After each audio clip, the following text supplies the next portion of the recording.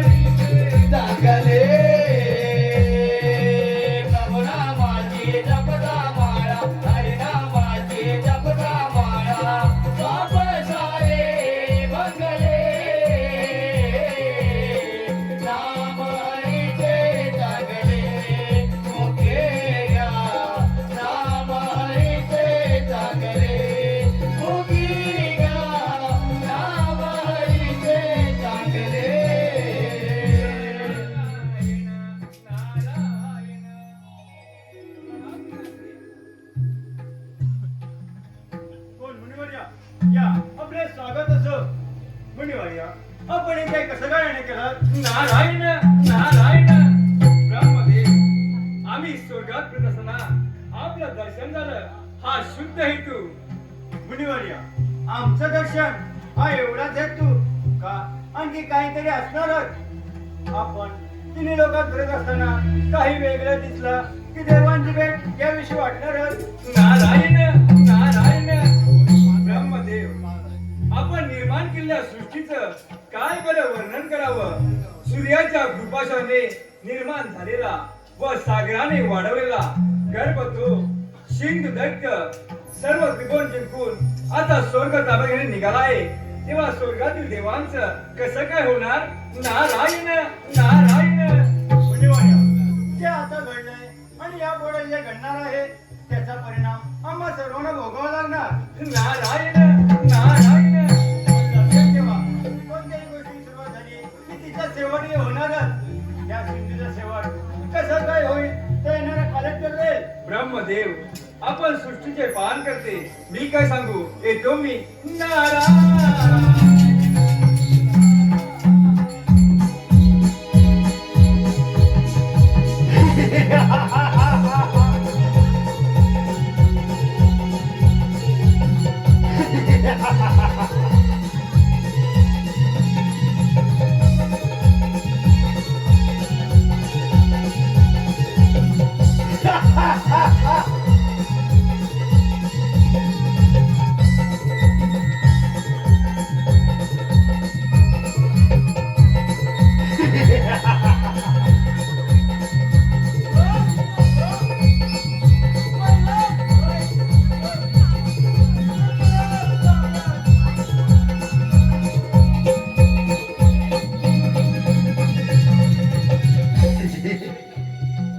आई वडिलांच्या आशीर्वादाने मृत्यूला ताब्यात आला. आता देवांची राज्य पहिल्या राज्य कोणाचं? देवराज इंद्र नंतर विष्णूची वैकुंठ नगरी. हो, या जागांची राज्य ताब्यात आली तर या अखंड खेळण्याचा अधिपती दैत्यराज इंद्र देवावरच राज्य देवाचं साधन.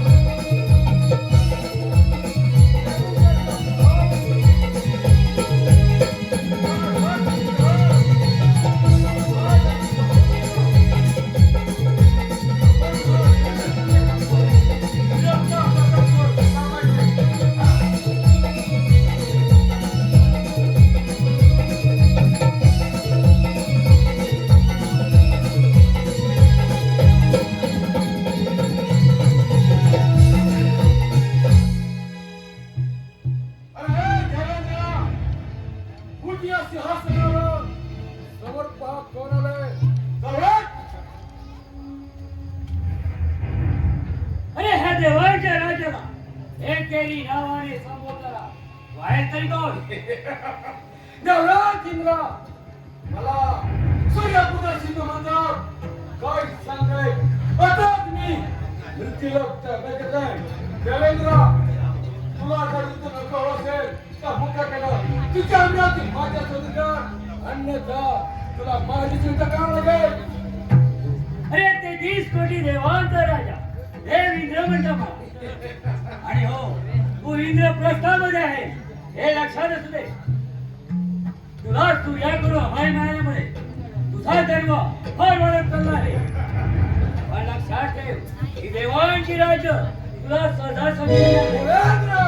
आणि हो, मिळालेल्या वराचा चांगला उपयोग करून घे, नाहीतर तोच वर तुझ्या नाशाला कारणीभूत होईल. मला तुझा उद्देश ऐकत नाही. मला तुझा राज्य हवंय. चल हो चल. ठीक आहे.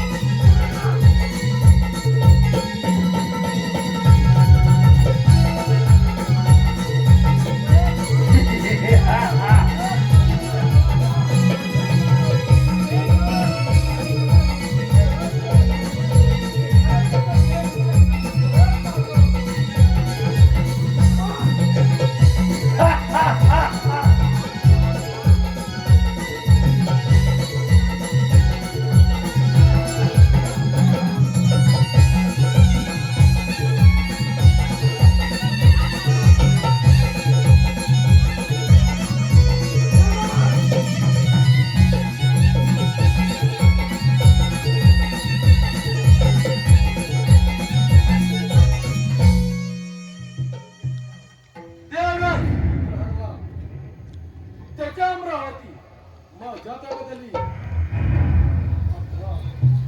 कपटी विष्णू. अरे विष्णू, सावध राहा. हो त्याच्या सिंधू.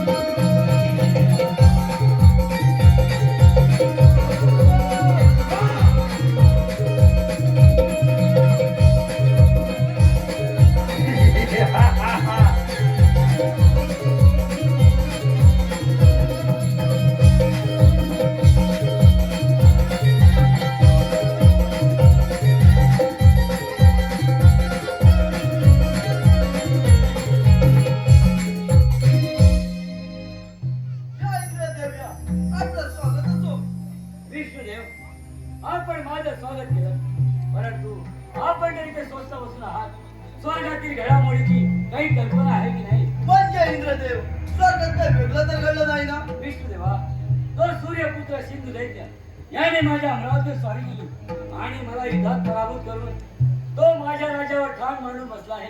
तेव्हा आमची राज्य आम्हाला परत कशी काय मिळणार? इंद्रदेव, तुम्ही चिंता करू नका. आपण सर्वांनी अमरावतीत स्वारी करूया. ठीक आहे, चला.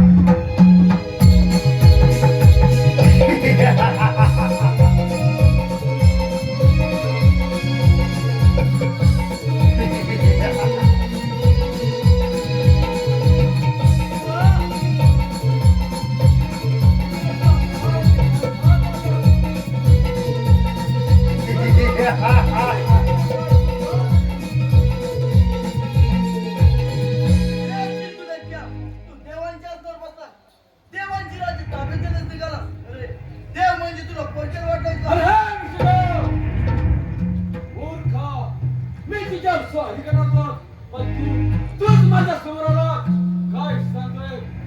तुझ्या राज्या मुखाने माझ्या स्वाधिकार, अन्यथा या देवाचा केव्हाचा होईल?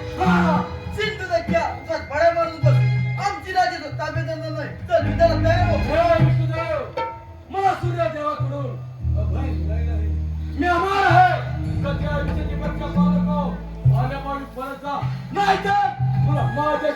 जावं लागेल. सिंधुदत्त्या तो पाहतोस का वदर दत्त्या एवढी जमेल या सिंधूला आवाज.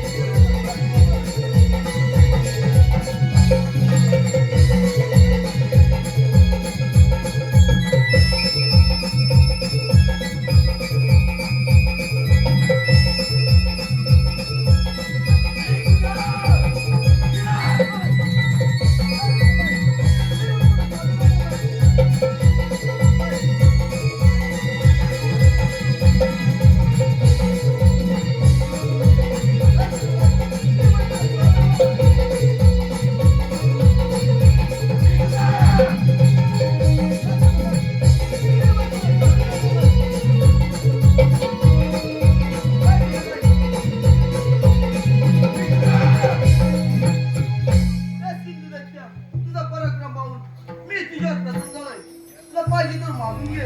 अरे विष्णुदेव, इंद्रदेव, तुमची दोघांची राज्य माझ्या ताब्यात आहे. तुम्ही दोघांनी माझ्या कांदगी नगरीत जाऊन माझ्या बंदी वासत राहा. मला इतर देवा जिंकत आहे. चला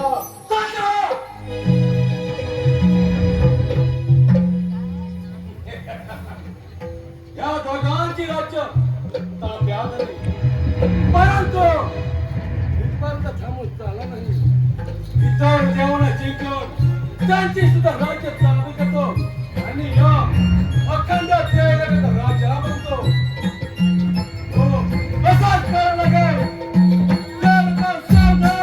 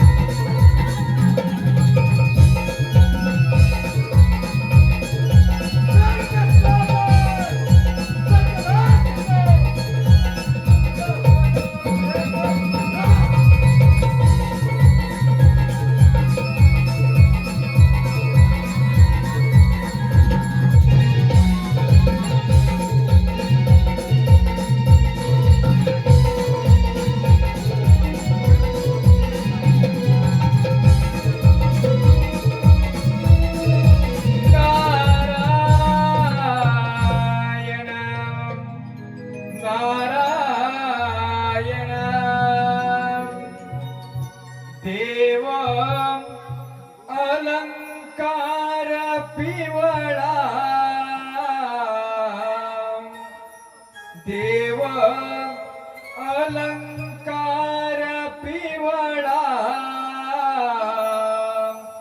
देव सर्वांगी सावळा देव सर्वांगी सावळा देव अलंकार पिवळा देव अलंकार पिवळा देव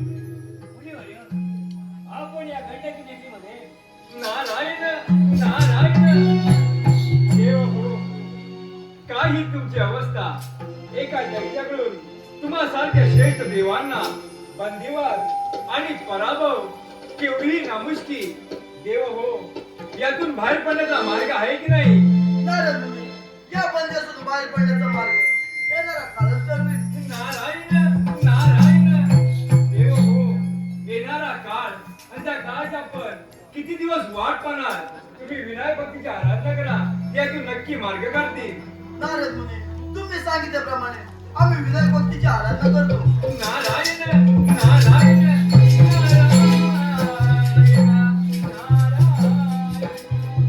विष्णुदेव आपण विनायक मूर्तीची आराधना करूया. ठीक आहे देवेंद्र.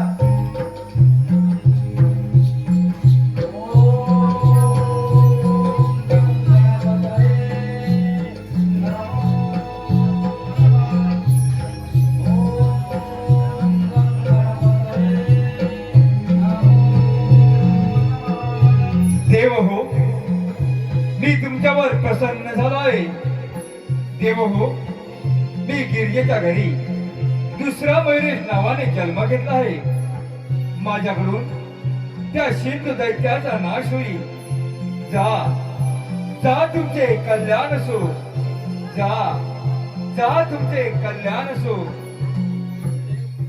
आता आपली लोकं सुटावी. हो देवेंद्र.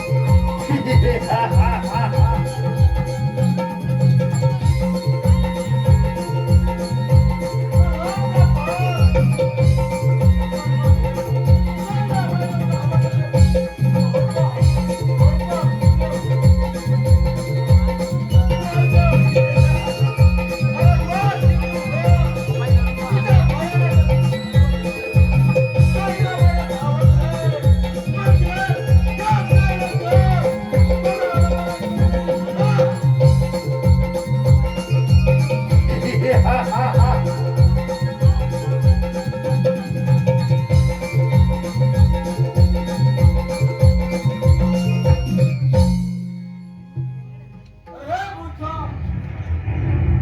कोण आहेस तू? माझ्या हातवर पाय दिला, त्या सिंधूचा अपमान केलास. ही अशी शिक्षा तुला मिळाली पाहिजे. कोण आहेस तू? सिंध दैत्या रागावू नकोस मला नंदी म्हणतात मी कामधेनू सुरभीचा मुलगा आणि देवी पार्वती व शंकराचे वाहन त्यांचा जो पुत्र मयुरेश याच्या आज्ञेवरून देवांना तुझ्या बंदीतून सोडवावे हे सांगण्यासाठी मी आलोय तेव्हा तू देवांना मुकाट्याने सोडून दे आणि हो मयुरेश गजांचा अपमान झाला तर अनर्थ होईल हे तुझे सिंहासन मी पाताळात पाठवीन कोण मयुरेश? कोण पार्वतीपती? मी त्यांना सुद्धा बंदिस्त करेन. म्हणजे कोण पावली परत जा. नाहीतर तुला माझ्याशी बदलायचं खेळावं लागेल. शेंद दैत्या चल माझ्याबरोबर युद्ध कर एवढी गमेट या सिंधूला हवा. ही काय नव्हती. हात वर करा.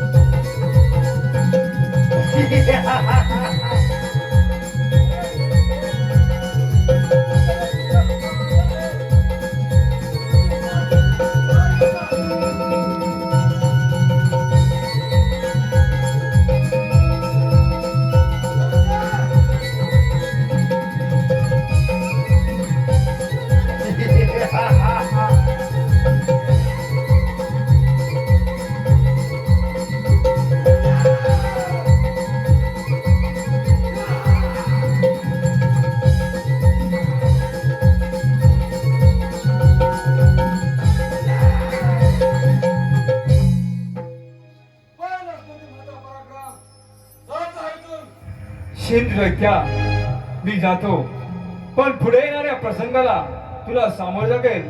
येतो मी. अरे कोण महेश? महेश असा माझ्या समोर आहे, पाहता तुझा पराक्रम.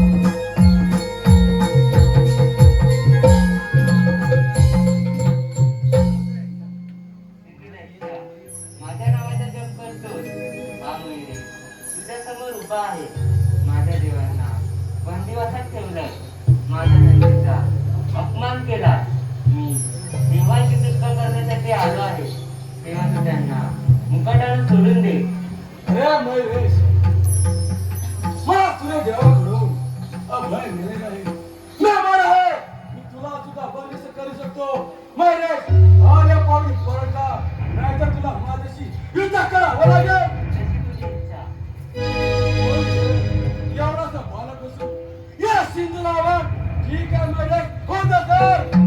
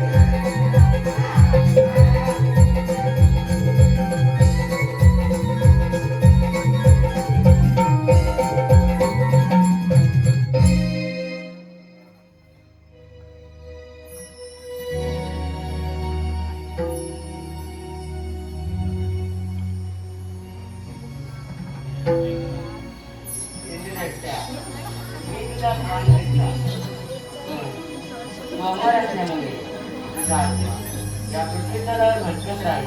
म्हणून मी यमराजाने विनंती करतो की त्याने तुझा आत्मा घेऊन जा.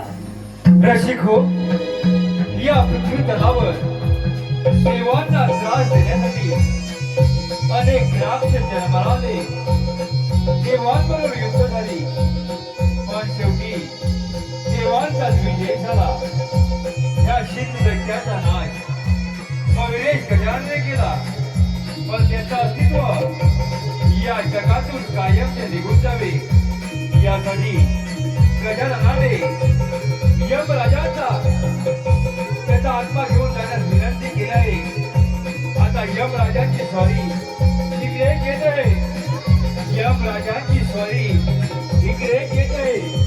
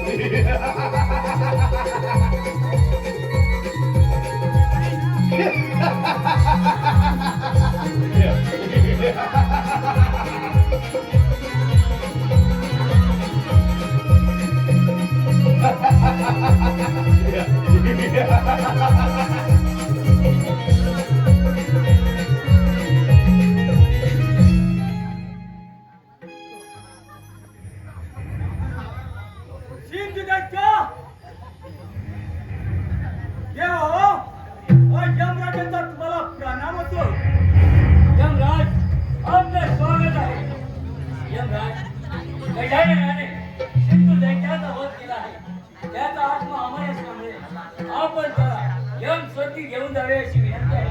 ठीक आहे. सिंधुदत्त, तुला सूर्याने वर दिला, त्या वराचा तू चांगला उपयोग केला नाहीस. सिंधुदत्त, स्वर्गावर सत्ता मिळवण्याचा प्रयत्न केला, पण काही उपयोग झाला नाही. सिंधुदत्त, अरे स्वर्ग हा देवाचा आहे. जो देवाला त्रास देतो त्याचा सर्वनाश होतो. सिंधुदत्त, तुझा खेळ संपला. सिंधुदत्त,